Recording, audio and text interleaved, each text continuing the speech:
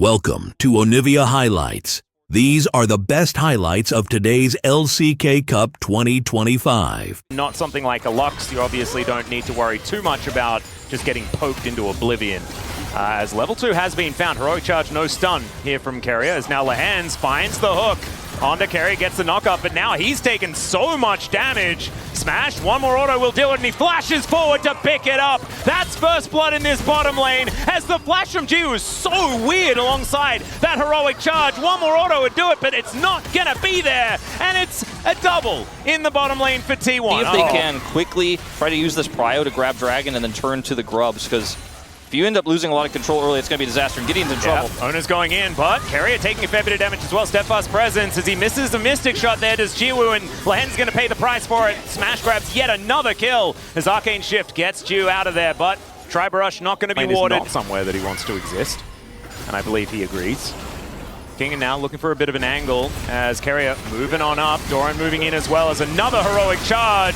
Kingen trying to get himself out of there as the Crescent Guard is now on cooldown. Faker very low though, cannot join this fight as the hook is going to connect. Can they actually CC this Xin Zhao enough? That's the question. Gideon diving on top of him, flashes forward. Ona is healing though, and is going to survive. Good shield there as Kingen comes in to protect his jungler. And now Doran should be able to just finish off Fisher. If that hook had landed, Fisher able to flash his way out, but now Kingen's the one that eventually will pay the price. Oh man, Nongshim committing so heavily to this one. Len should be able to get the execute here at the end of the day, but ultimately still another kill over to T1. They will be able to secure 2 out of 3 grubs at the end of the day. Fisher also losing his flash. Only Jiu with his flash left remaining here across the side of Nongshim. As Keria looking for a buckler and won't find it, but ooh, that was a bit of a messy one.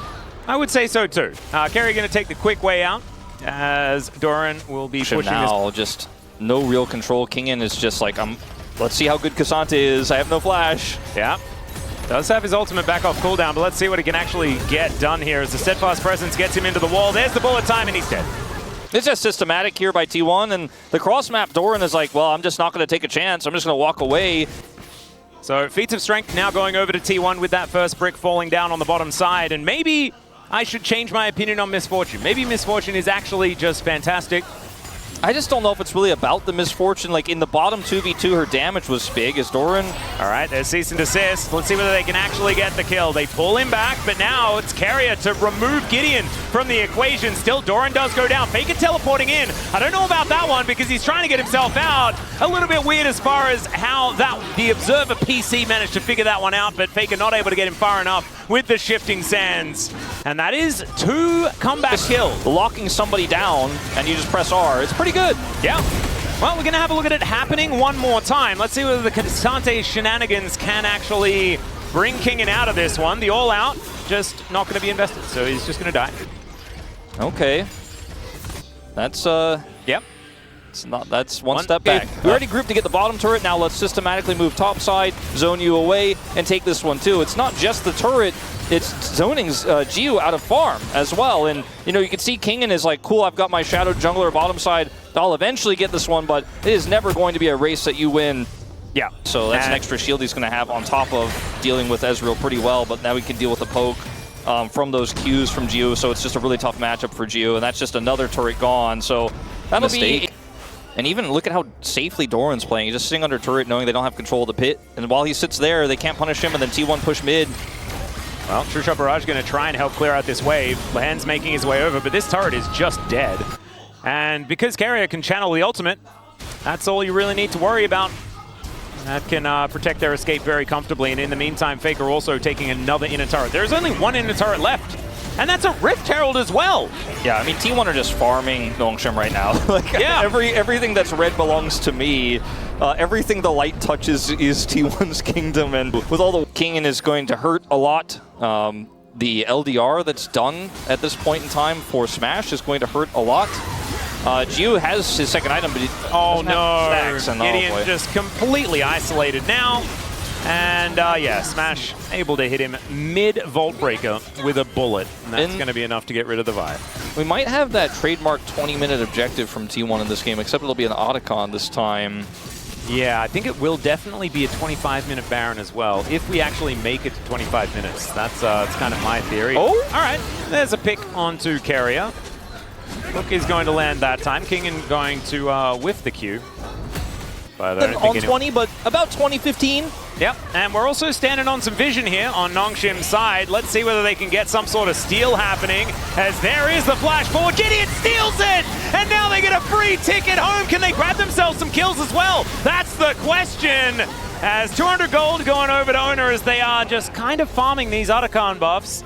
Still, it's not as bad as I would assume many people thought about when they were considering this, because Nongshim have had some really creative draft ideas. As I'm going to have to hold that thought, because we might have a fight breaking out. Nongshim all grouped as 5. Carrier with that Keeper's Verdict can really make things tough. As Doran on a flank angle, Fisher over the wall there as well. Decent assist to get on top of him. And Doran's just being thrown around this fight like a ragdoll. Fisher is now found by Carrier, who does just evict Jiu. Empress Divide goes wide, though, is now Kingen trying to stay alive, but he's still at Otacon buff for another 20 seconds, so that's kind of cute. That's going to be Owner taking away the Dragon. Flash out from Faker avoids the hook as Jiu makes his way back into the fight. Coming. It's a 1-for-1 so far, but like you say, Kingen making his way back into the battle might mean that T1 aren't exactly getting out scot-free. True Shot Barrage does sail by and does nothing at all. It's a miracle. As we do have that bottom wave, it was cleared out and everything's okay. Gideon once again looking for another angle. And Owner and Faker getting to work on this Dragon. Cease and Desist is going to connect onto Smash. Keeper's Verdict just to get rid of the damage. And down goes the jungler. And that will mean Baron is available if T1 would like to take it, as now Kingen being discovered by Owner is exactly what Nongshim do not want. Just pick after pick here for T1, and 1 versus 5, I don't think he's going to be able to get that one. Lahan's going to get picked up by that Emperor's Divide and will be cut down where he stands as well by the onslaught of Sand Soldiers. And T1, I don't know whether they even necessarily need to take the Baron. They might just do it because they feel like it, but I think also pushing into the enemy base might be a way to win. Yeah, well, it looks like Fisher's flash isn't going to be enough to get him out of here. And To the Skies was both a request and the name of the ability. yes, I think that with the Azir damage here, they could easily just 2-man this, and then the remainder of these minions, which aren't really being thinned out by anyone, will just end the game here for T1. Faker does have teleport as well, so he can just TP to mid, and that's exactly what he's going to do. He's looking for the second inhibitor here. They can start to collapse in with these Baron buffed cannon minions to say goodnight. Well, there's finally a hook connecting onto Doran. Nice work, Lahens. We got there, even though it is a little bit too little and perhaps too late. Inhibitor goes down, top side and mid. Nongshim are at least, I mean, they're breathing. Yeah, T1 decide not to opt for the end. Interestingly, now they're in an awkward spot here. Well, Lahens is also in an awkward spot. Wind becomes lightning, doesn't actually amount to too much. As Kingen, stopped by the Steadfast Presence, Jiu needs to offer some damage back to at least deter them. The flash forward to miss the Q is not exactly what you want. As now Owner possibly out of position as well. Crescent Guard does absolutely nothing as now Kingen gets an all-out onto Doran. Nongshim actually finding some angles here as Faker is now on the floor. Carrier and Smash the only ones left alive. Thank goodness they took the Baron. I mean, the fact that Fisher's teleport came off cooldown, I think, was the biggest concern for T1 on going for the end, because a flanking Aurora could have been an issue, but they pushed so deep anyways, they could have tried to maybe potentially rely on those Supermen. Taking them down. But now that the siege is on, this is where things get dangerous. Out goes Kingen, in goes Carrier. Owner looking for an advantage onto Jiu, who's trying to stay alive, but the bullet time says absolutely not. Lahens down to 50%, make that 30 and make that dead. Empress Divide doesn't do a whole lot because the all-out gets Kingen through it, but he also heads straight to the death chamber. It's a triple kill for Smash. Fisher the last man standing, and there was a blip. There was a bit of a hiccup, but ultimately the outcome was still the same as it's been dictated throughout the entirety of the game. T1 just too good in this game number 1. Our synergy is better than you, and we'll just snowball this game, and Pyke's Cut Gold will snowball this Kaisa, and we're going to just explode into the mid-game. But it hasn't really led to a big gold advantage here for Nongshim, sitting on about 200 or so at the moment.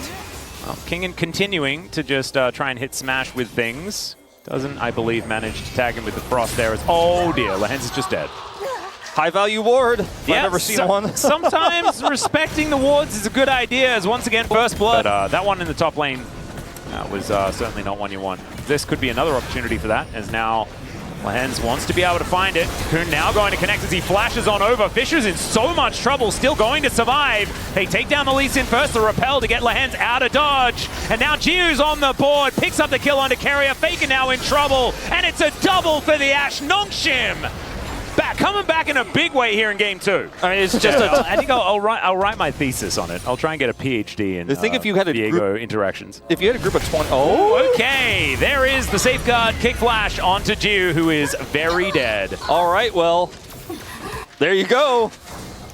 Yep, revenge. Secured. The feat of strength did go over to Nongshim. Yeah. So there is at least that. They can take that one to the bank. Nice little knock up here from Fisher as Doran misses the harpoon. That's going to win the trade there for the Yone. But that is one grub going on down as Wojcik are going to give away the position here of Smash. Carrier comes in though, lands the Bone Skewer as Kingin's in a bit of trouble as well. Lehens is just dead. Explosions there as the ulti's looking really cool. A double in theory, but it is just egg form. And still, that's a 4-man ult from Fisher! Smash gonna get ripped to shreds! And they take down Faker as well. Back immediately channeled here as Carrier is trying to go home. And now flashing over the wall is Gideon, safeguarding out his owner, and I think he will survive for the moment. But man, I thought that was a... And just think about that with Kingin laid over the top, right? He can slow everyone so much, it can make some of these Yone plays work out. As Kingin also may just be dead, which would also be bad, but Owner's going to dive in. There's the safeguard kick as Lehens comes through. Owner is going to die, so it's a 1-for-1. But Lehens is now finding himself a little bit trapped underneath this turret. That turret is very angry. And Smash taking a lot of damage here. Lehens, I don't know about this one, buddy. Still, can he get in range of the Q as there's the repel and he gets the execute? Not enough that Carrier can do about it as now Faker will turn up, but Fisher is now landed. Carrier looks for the ultimate, doesn't quite find it, but still, the stun is going to connect. Carrier going to be falling as we've also got Gideon getting eaten by a very angry robot Yordle. And Jiu, can he actually avenge him? The answer is perhaps, because we just continue to fight here in this game. Doran now running for the hills. Faker looking for Fisher. He flashes, he picks it up. And it's 8-8 as far as the kill score. And if we don't get a Ruinous Otacon in this game, I will eat my hat. It might be the one. 5 seconds until it's calculated, but I mean, looks like maybe we even have more. Fisher is not here.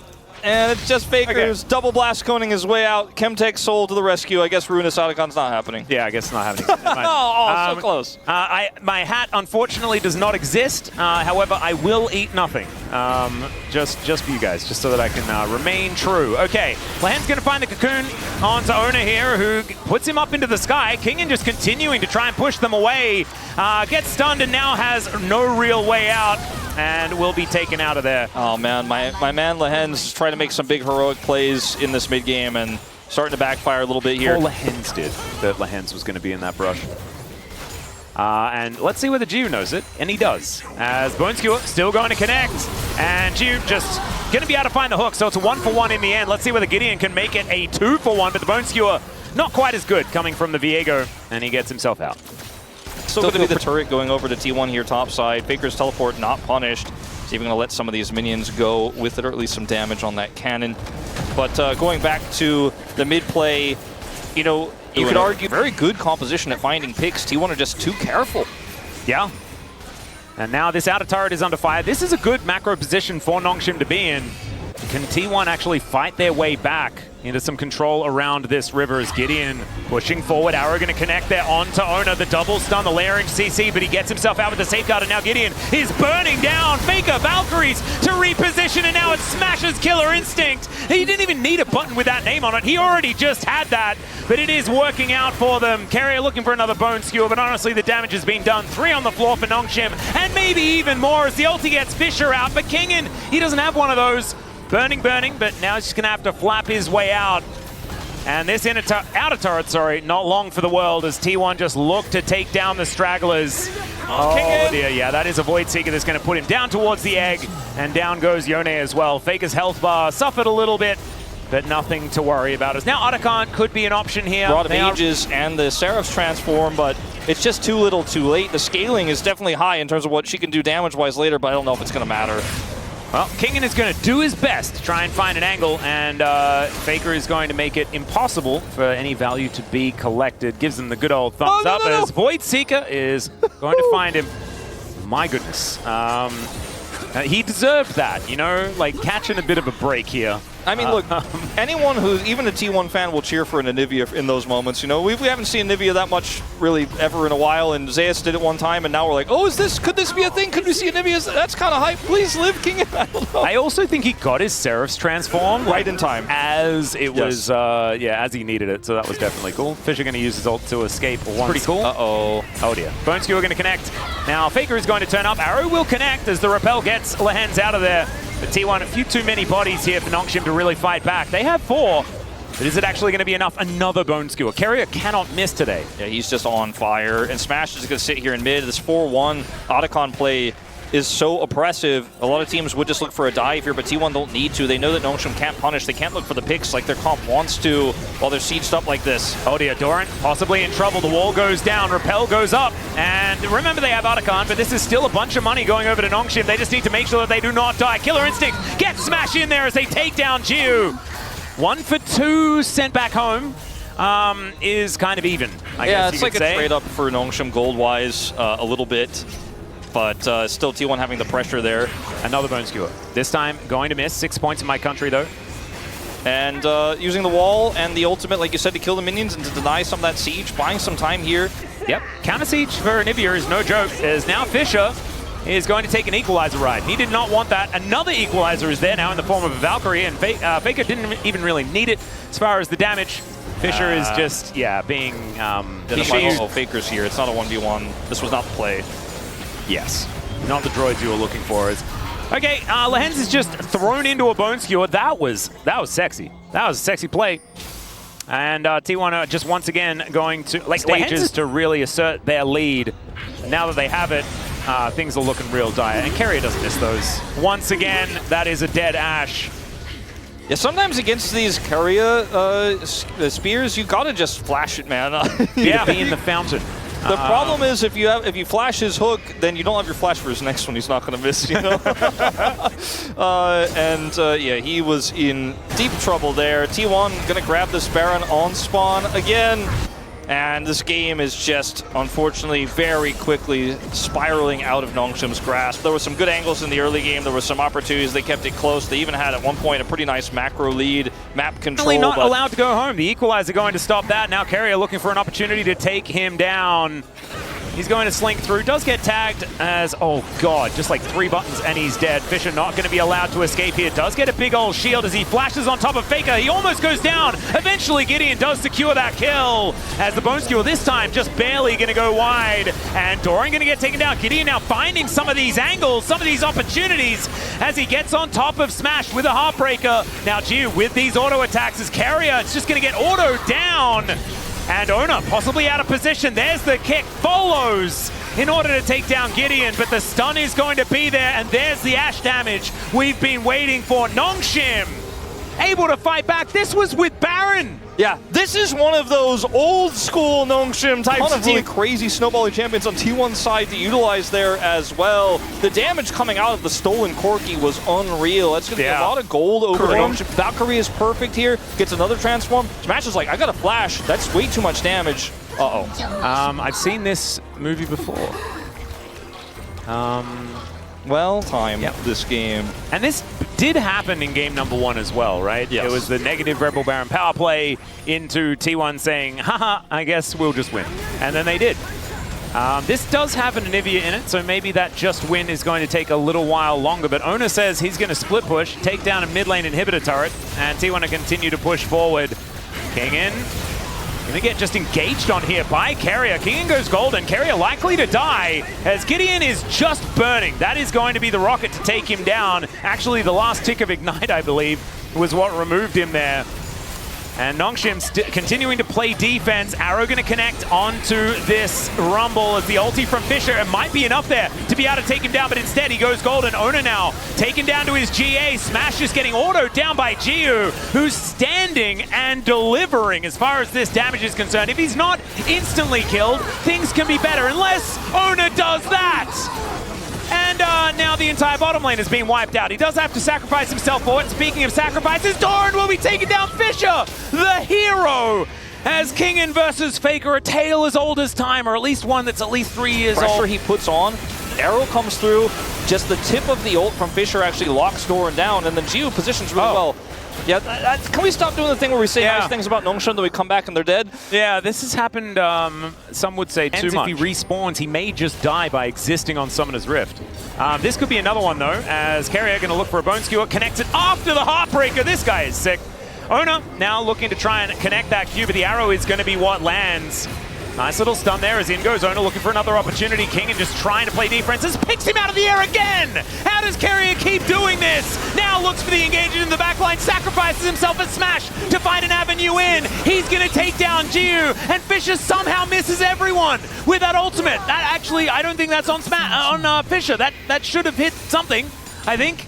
As now Faker is going to say enough with the shenanigans, and he's looking to end this game right here. The most kills in a game here for the LCK Cup ever.